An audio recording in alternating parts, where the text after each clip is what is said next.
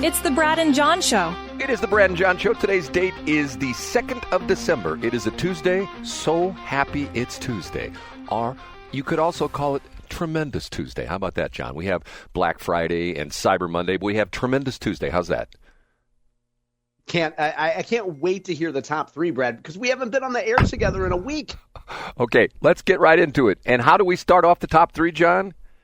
It's time for Brad's top three. It's time for Brad's top three. God, you get better at that all the time, man. You are right on the money with that. And one more time, ladies. It's time for Brad's top And how we started off with number... It's number 3. Yes, it is number 3. Okay, John, you covered it already, the sports betting thing, and I just have a couple more comments about this.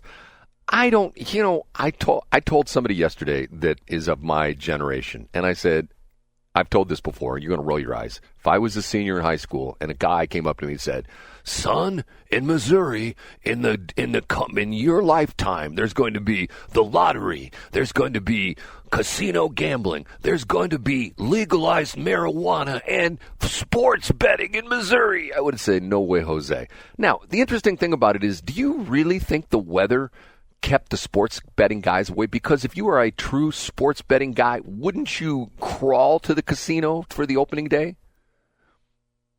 Yeah, maybe. But I also think too that I think it more comes down to the PR element of this, which is you're going to have an in-person event because you have these celebrities on the quote unquote payroll. You need to use them. You need to have metrics to show the casino that you're really doing your PR work. Whereas most people, if you're into sports betting, you're not going to come down to, I guess it's called the Horseshoe now. I guess it used to be Lumiere. Yes. You're not going to risk your life by going to St. Louis City, much less in snowy weather. You're just going to download the app. I think unless you're into the pomp and circumstance of seeing former NFL players, you're just going to download the app and you're going to watch the event coverage on television, I guess. Well, I know you and I discussed this. I don't quite still understand the whole thing, where I'm seeing all these billboards for all these different sports betting apps, but the two official ones are which ones again? It's the Circa one out of Las Vegas, and the other one was... Yeah, and DraftKings. But Brad, the controversy about those two, like DraftKings and Circa, is that they're untethered, which means they don't have they can operate on their own. They don't have to partner with a sports team. They don't have to partner with a physical casino. But what difference does it make? You still got an app. You still can take bets and things like that, right? Yeah, I think so. I don't see a functional difference of it. So there was a great piece that I linked to a few days ago. Excuse me. A company called Bet365, which is based in England, I believe, that's officially partnered with the St. Louis Cardinals. And so Derek Gould of the Post-Dispatch did this piece, and he pointed out that in 2026, you're going to see at Busch Stadium, the starting lineup is sponsored by Bet365. The in-game promotion that I guess you would see on television and you would hear on radio, everything is going to be bought to you by Bet365. So in other words, these companies are just positioning themselves for a little bit of rub from the major sports teams, but you could still go to an app that's licensed to do sports betting in Missouri and bet anyway. Well, what I don't understand, what you just said, which makes me scratch my head, I have this mental block between DraftKings and FanDuel. I mean, which is the one that is now the Cardinals network? It used to be Bally, or it used to be original Fox Sports Midwest, and then it was Bally. And which one? Is it FanDuel or is it DraftKings that runs the sports network now?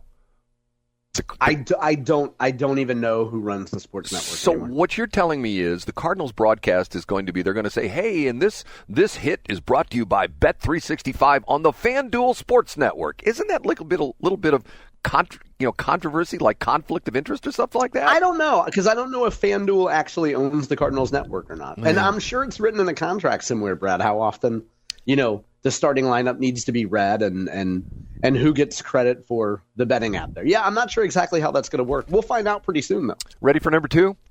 Yeah, let's do it. It's time for Brad's number 2.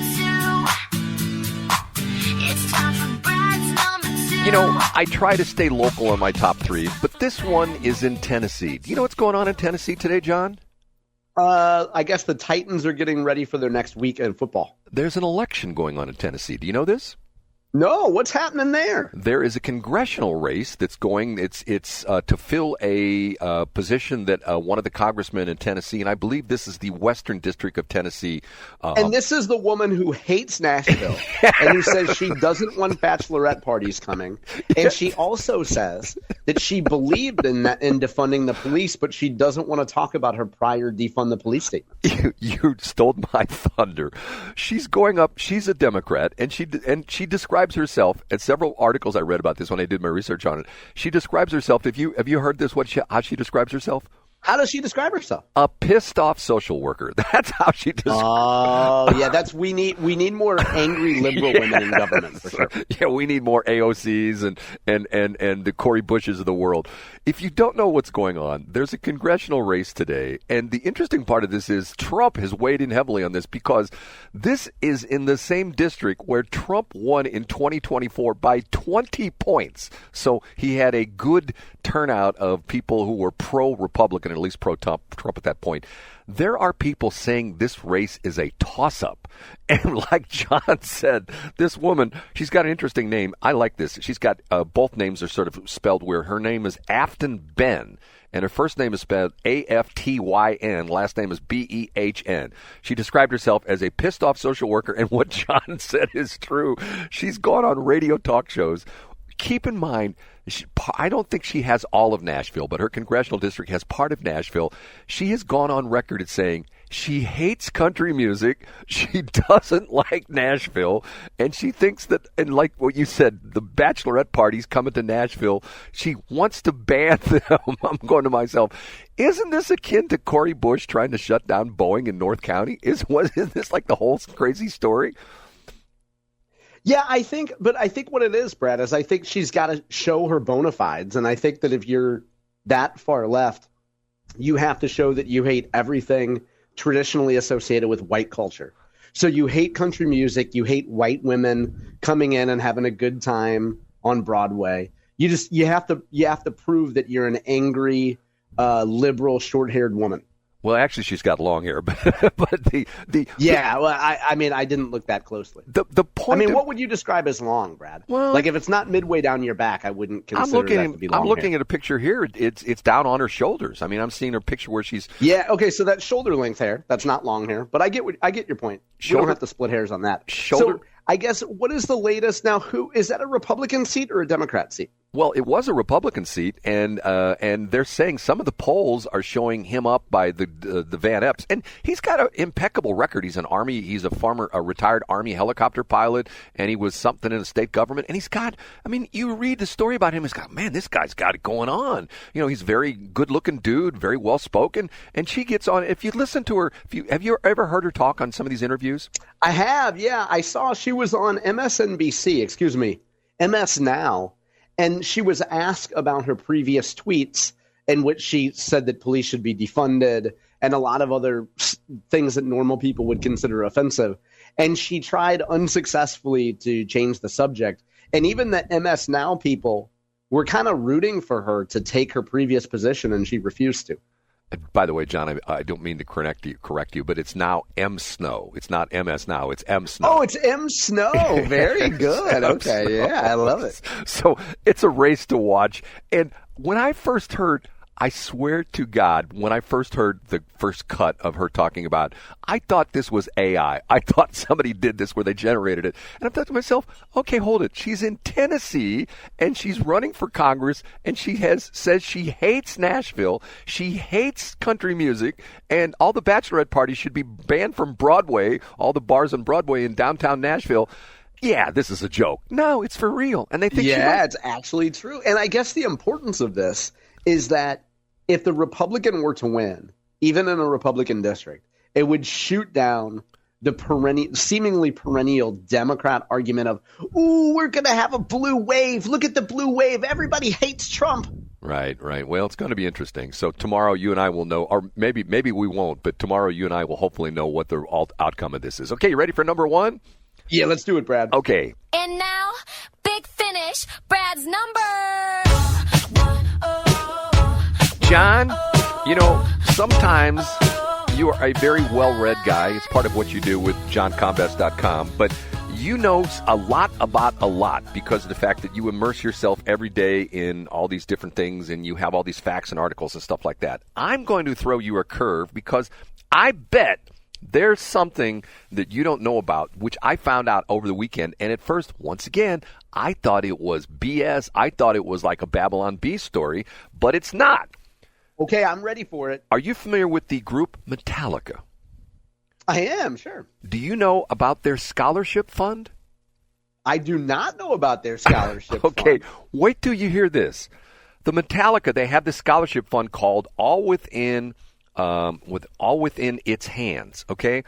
And what they do is they fund this to the tune of millions of dollars a year. This is not BS. This is a true story. They fund this to the tune of millions of dollars per year, where the group Metallica gives money primarily to junior colleges for people to get trade training. And what's interesting about it is the article I read chronicled a woman who decided she wanted to get her commercial driver's license because she wanted to drive a truck, and she found out that this Metallica scholarship was available, and she went to some junior college in the East Coast, and she showed up, and they're like, oh, yeah, and she qualified for the Metallica scholarship, and she got $7,500, which paid for her CDL driver's course at this junior college. Now, here's the local angle. East Central College in Union. If you go to their website, I'm looking at it right now, it's got a picture of the boys from Metallica, and underneath it says Metallica Scholars. And it says, East Central College is part of the Metallica Scholars initiative sponsored by iconic heavy metal band Metallica. Through their foundation, All Within My Hands, that's what it is, All Within My Hands, the band provides funds for scholarships to help students in the advanced manufacturing programs at East Central College. Applications for the 2026 spring semester are due Friday, January 9th, 2026 at noon. Now, here's the scholarships they offer, and here's the areas of concentration at ECC. Fast track welding, industrial maintenance certificate, HVAC certificate, applied technology certificate, and precision machining. Get this. Graduates of these programs are in a strategic position to quickly enter the workforce to achieve competitive wages and benefits. The programs were selected specifically for students to gain workplace skills in a short amount of time. And now here, this is really good. Wait till you hear this. How do I qualify for a scholarship through the Metallica Scholars Initiative? A student must show the following. A, display financial need. B, complete a high school diploma or high school equivalency exam. C, must be enrolled in one of four programs. We just talked about the welding, HVAC, industrial precision machining. And the last requirement, you must send a thank you note to the Metallica Foundation.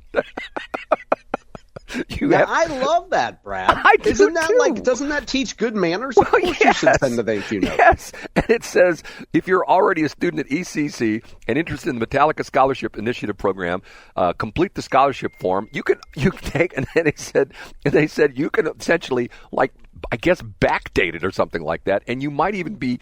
It doesn't really say this, but you sort of implies that if you're a current student at ECC in one of these programs, even if you've already paid, you might be able to get some of your money back. I'm thinking to myself, now the crazy thing about this is Metallica, okay? Those guys are like multi-millionaires. I've heard some people say some of these guys are like billionaires. But you never heard about this, did you? No, I never did. Isn't this like one of these? I mean, you're going to laugh at me when I say this. Isn't like one of these? To me, it's like one of these heartwarming stories that you see these guys who are like rockers, and they do the heavy metal and the heavy metal guys, and here they're helping out people by giving money to these junior colleges. I heard this and I thought to myself, like I said, I thought it was a joke. Turns out it's for real. So if you are interested in any of those programs, East Central College, by the way, ECC is a very nice place right there in Highway 50 in Union. I have to double check. I'm going to do my homework. I'm going to see if I can find that maybe Skukukaka. You know what that is, John? You know what Skukukaka is? Yeah, you've mentioned it. Gedem Tots, Brad. Yes, St. Charles Community College. It used to be St. Charles County Community College. That was the SCCCC. And then they changed it, yeah. You've explained that before. They took out the county, so instead of 4 C's, there were only 3 C's. I wonder if they're in this program. But Metallica going to put you through school. And the crazy thing about this is Nikki Haley, have you seen this story? This sort of dovetails what we're talking about. You heard the story about Nikki Haley's son. Have you seen this story? No, what did she do? Or what did he do? He's complaining he's gotten a lot of attention because he graduated within the last couple of years from, it didn't say which one, but a prestigious Ivy League university, okay? And he says that of all his friends who graduated with him and a year ahead of him, here behind him, none of them have found a job. None of them have a job. Yeah. And I mean, some people would laugh at that like you are, Brad, but that's actually pretty sad, I think. Well, it's like I said for a long time. It's like I have these college degrees, 2 useless degrees. I have 2 journalism degrees, a bachelor's and a master's degree, which would not get me any kind of a job. The only job that ever got me in my entire life was it allowed me to teach into the St. Charles or the St. Louis Community College District because I had to have a master's degree or higher to teach there because those classes transferred to 4-year universities. And I also taught at Lindenwood, same thing there. In order to teach it at that level of college for their accreditation, you have to have at least a master's degree. So that's the only money I've ever made off of that. And let me tell you, it wasn't much. It was very small, paltry amount of money, but I enjoyed teaching. And I had. Hey, this segment is brought to you by Bart Inman. He would like for you to come get a heating and cooling degree and with him. Remember when we talked to one of my former students? Remember the Bob Frischman interview we did? I do, yeah. What about what he said was fascinating, Brad? Yes, he actually gave me compliments about my teaching, which, but see, we're running a promo on the air right now. I found this, if you heard this. If you haven't heard it, I'll see if I can send it to you.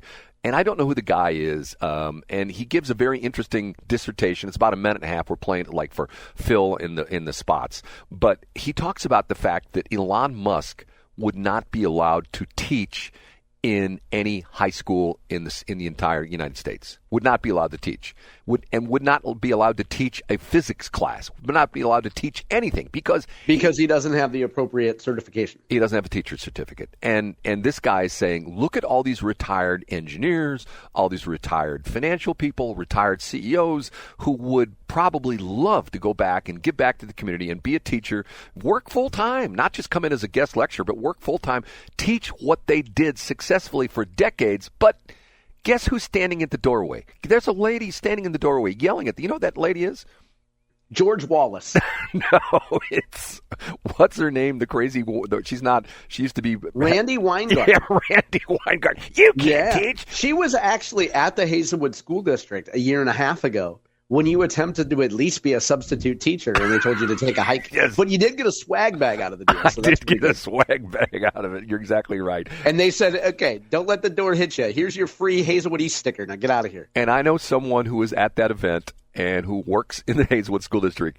And after the dust settled, about a week later, I contacted her and I go, okay, was that a success? She says, tremendous failure. They advertised. And the crazy thing about was I called him about doing advertising. You don't think I'm making calls in advertising. I called him about doing advertising, and I talked to the guy who was head of the media department. He didn't give me the time of day. Wouldn't give me the time of day. And, he's buying by the numbers and the whole bit. And they bought all this advertising. They bought billboards. They bought newspaper ads in the Post-Dispatch. They bought social media. I showed up, and there were maybe 20 people there, and that was it. Yeah, but, I mean, they're not paid by their success. They're paid to, just go through the motions, right? So that guy doesn't actually care if people show up. All he has to do is, we advertised on billboards and highly rated radio. What more do you want from us? Yeah, I guess so.